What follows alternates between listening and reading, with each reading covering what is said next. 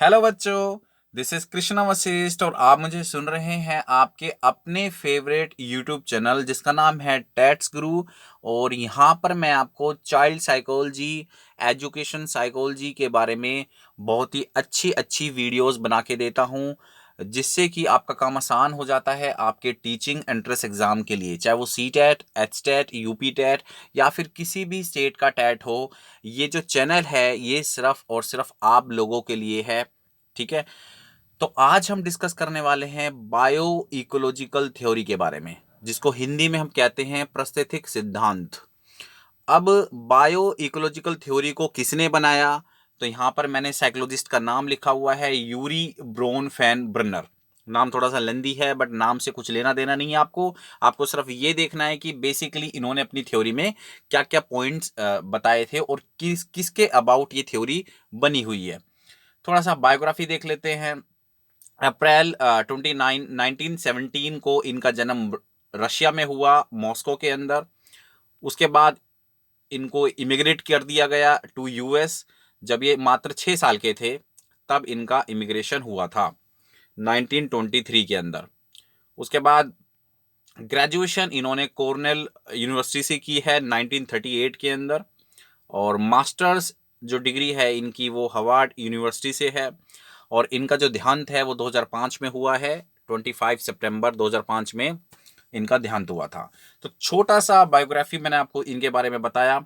और आइए अब थोड़ा सा देख लेते हैं कि बेसिकली इन्होंने अपनी इस थ्योरी के अंदर कौन कौन से पॉइंट रखे थे। तो सबसे पहले, ये जो वीडियो है ये लेंदी नहीं होगा, वन पेज सॉल्यूशन आप कह सकते हैं। सिर्फ एक ही पेज के अंदर मैं सारी वीडियोस को खत्म कर दूंगा और मैक्सिमम से मैक्सिमम मैं यहाँ पे कम से कम आई वुड से मैं यहाँ पे कम टाइम लूंगा आप लोगों को समझाने के लिए। ठीक है, और आइए थोड़ा सा इनका टैगलाइन देख लेते हैं कि जिससे कि पढ़ के, जिसको समझ के आप अपने दिमाग में ये सेट कर लो कि इको बायोलॉजिकल थ्योरी बेसिकली क्या है।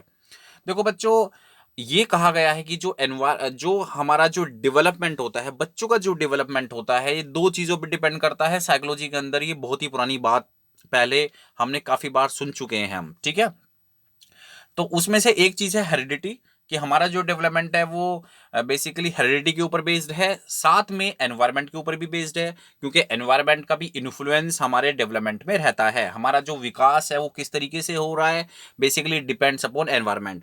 तो हेरिडिटी को छोड़ करके यहाँ पे जो एनवायरनमेंट बचता है, बेसिकली बायो इकोलॉजिकल थ्योरी के अंदर एनवायरनमेंट के ऊपर ही डिस्कस किया गया है। ठीक है, तो ये तो कंफर्म है कि हमारा जो एनवायरमेंट, जो हमारा डेवलपमेंट है, जो हमारा विकास है, बच्चे का जो विकास है, वो बेसिकली एनवायरमेंट पर डिपेंड करता है। तो यूरी ब्रोनफेन बर्नर ने बेसिकली क्या कहा है, उन्होंने ये कहा है कि इस एनवायरमेंट में जो लिविंग थिंग्स हैं और जो नॉन लिविंग थिंग्स हैं, उनका प्रभाव कहीं ना कहीं डायरेक्टली या फिर इनडायरेक्टली बच्चे के ऊपर पड़ता है।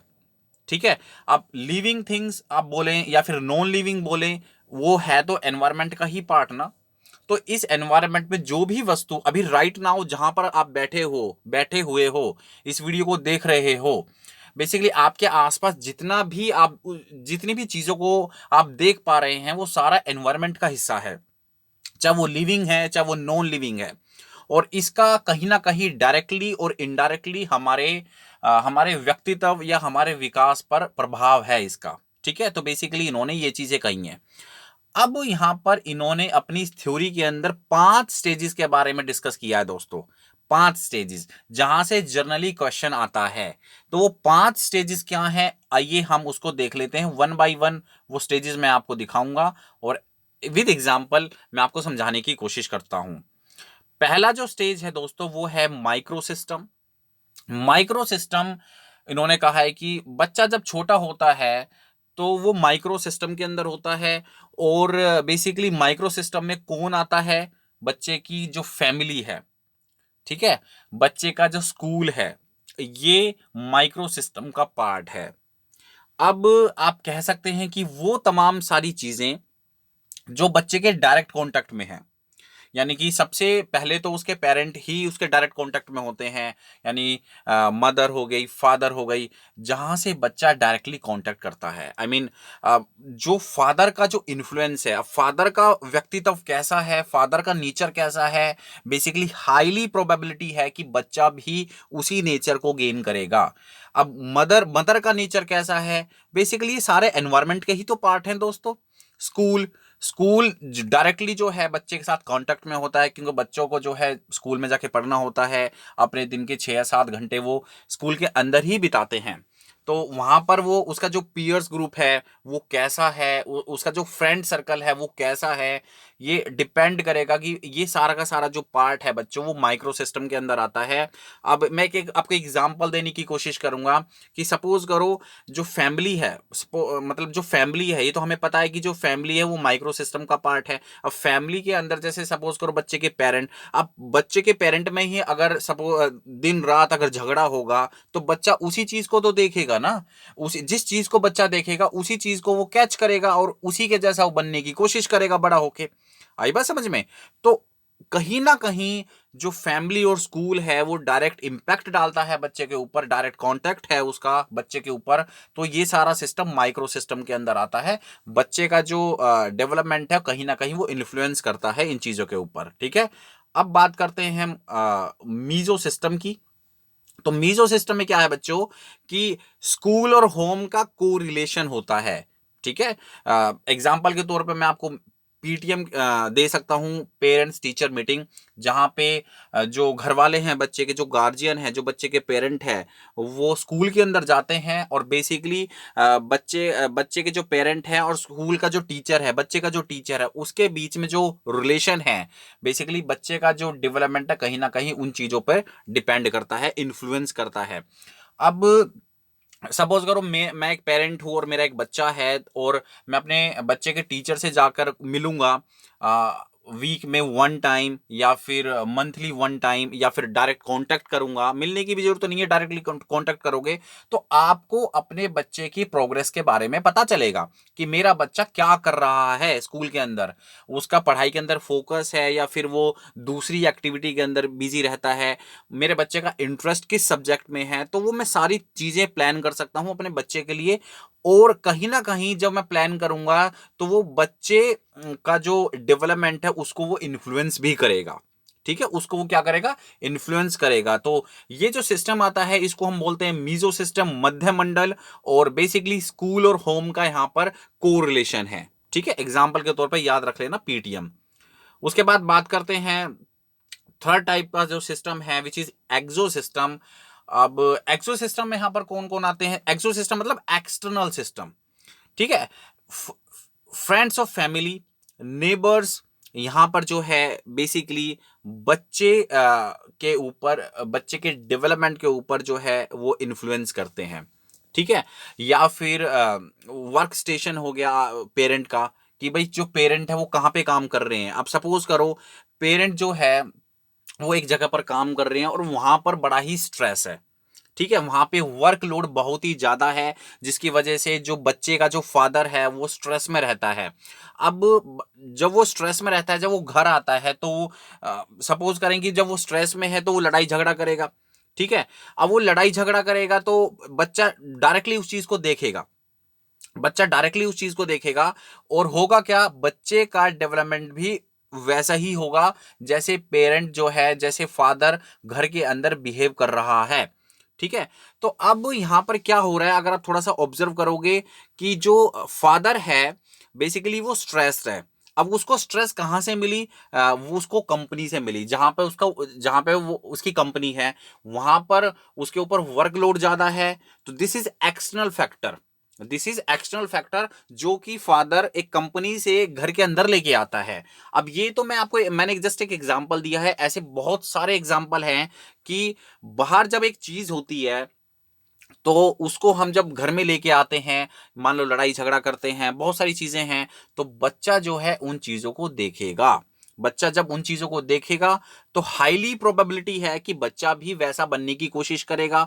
ठीक है, तो ये जो सिस्टम है दोस्तों, this which is exosystem, बच्चे के ऊपर डायरेक्टली इंपैक्ट नहीं है इसका, डायरेक्टली इंपैक्ट नहीं है, बट जो कि प्रॉब्लम्स जो है वो बाहर से आ रही हैं, तो that means we can say this is exosystem, external system. आपको बात समझ में आ रही है? उसके बाद जो फोर्थ सिस्टम है दोस्तों वो है मैक्रो सिस्टम। अब मैक्रो सिस्टम के अंदर क्या आता है? मैक्रो सिस्टम के अंदर आता है मास मीडिया, मैक्रो सिस्टम के अंदर आता है रिलीजन। अब जैसे फॉर एग्जांपल बच्चा टीवी देख रहा है, अब टीवी में एट द सेम टाइम क्या चल रहा है, कोई अच्छा चल रहा है, कोई चीज बुरी चल रही है, तो एट द सेम टाइम तमाम जो घर के जो बच्चे होते हैं वो उस चीज को देख रहे होते हैं। तो मास मीडिया के अंदर देखो कितनी पावर है। एक टाइम पर अगर एक बुरी चीज चल रही है टीवी के अंदर, तो वो कितने बच्चों को, बच्चे के डेवलपमेंट को इन्फ्लुएंस कर सकती है ऑन द बिग स्केल पे वो चीज इन्फ्लुएंस कर सकती है बच्चे के नेचर को। ठीक है, तो दैट मीन्स मास मीडिया जो है वो एक मैक्रो सिस्टम का पार्ट है। मैक्रो मतलब बड़ा, बड़े स्केल पर बच्चों के डेवलपमेंट को जो अफेक्ट करे। रिलीजन, धर्म, आप देख सकते हैं कि हमारे समाज में काफी सारी जो सभाएं होती हैं, यू नो धर्म गुरुओं की सभाएं होती हैं, तो वहां पर कुछ भी वो बोलते हैं तो बेसिकली वो हमें इन्फ्लुएंस करता है, वो बच्चों को भी इन्फ्लुएंस करता है। ठीक है, तो ये सारा का सारा पार्ट आता है मैक्रो सिस्टम। मैक्रो सिस्टम मतलब बड़े स्केल पर व्यक्तित्व को इन्फ्लुएंस कराना। ठीक है, मैक्रो तो मास मीडिया का एग्जांपल हो जाएगा, रिलीजन का एग्जांपल हो जाएगा, और जो भी बड़े स्केल पर किसी भी बच्चे के डेवलपमेंट को प्रभावित कर सकता है वो सारा एग्जांपल मैक्रो सिस्टम के अंदर आ सकता है। उसके बाद बात करते हैं क्रोनो सिस्टम के बारे में, जो कि ला सिस्टम है बच्चों, सॉरी, क्रोनो सिस्टम।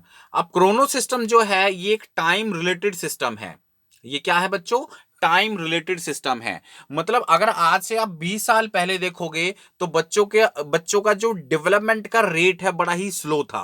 लेकिन अगर आप आज के बच्चों को देखोगे तो बच्चा जो है टेक्निकली ज्यादा स्ट्रोंग हो चुका है। जैसे फॉर एग्जांपल गूगल, यूट्यूब, ये सारा एक टूल्स ही तो है जिसको बच्चा अपने पॉजिटिव तरीके से या फिर यूं कह लो नेगेटिव तरीके से यूज कर सकता है। आपके घर में भी आपने देखा होगा कि आपके छोटे बच्चे हैं, तो सपोज करो 1.5 या 2 साल का बच्चा यार यूट्यूब चलाना सीख जाता है। उनको जो यूट्यूब पर जो राइम्स चलती है ना बच्चों वाली, उनको वो देखना पसंद है। तो जैसे जैसे आप उसको मोबाइल दे दोगे, उसको ड्रैग एंड ड्रॉप वीडियो कैसे चलाई जाती है, यूट्यूब ओपन कैसे होता है, धीरे धीरे 2 या 3 साल के बच्चों को वो आना सीखना वो स्टार्ट कर देता है, और उनको आ चुका होता है, एक्चुअली फोन को ओपन भी कर सकते हैं वो। तो अब ये चीज आप 20 साल या 30 साल पहले नहीं कर सकते थे क्योंकि उस टाइम फैसिलिटी ही नहीं होती थी। तो ये जो एग्जांपल है जो कि टाइम रिलेटेड सिस्टम है, मतलब 20 साल 30 साल में जो है बच्चों की लाइफ प्रभावित होती है या किसी भी पर्सन की लाइफ प्रभावित होती है, तो वो टेक्निकली ज्यादा स्ट्रोंग हो सकता है। तो कहीं ना कहीं ये उसके डेवलपमेंट का ही एक पार्ट है दोस्तों। तो ये है क्रोनो सिस्टम। ठीक है, और मैं एक बार फिर से बता दूं, फिर से दोहरा दूं कि हम पढ़ रहे हैं बायो इकोलॉजिकल थ्योरी, जो कि यूरी ब्रोन बर्नर ने दी थी। और इसके अंदर 5 स्टेप्स उन्होंने बताए। पहला steps micro system, meso system, exo system और मैक्रो सिस्टम, और लास्ट जो स्टेप है वो है क्रोनो सिस्टम।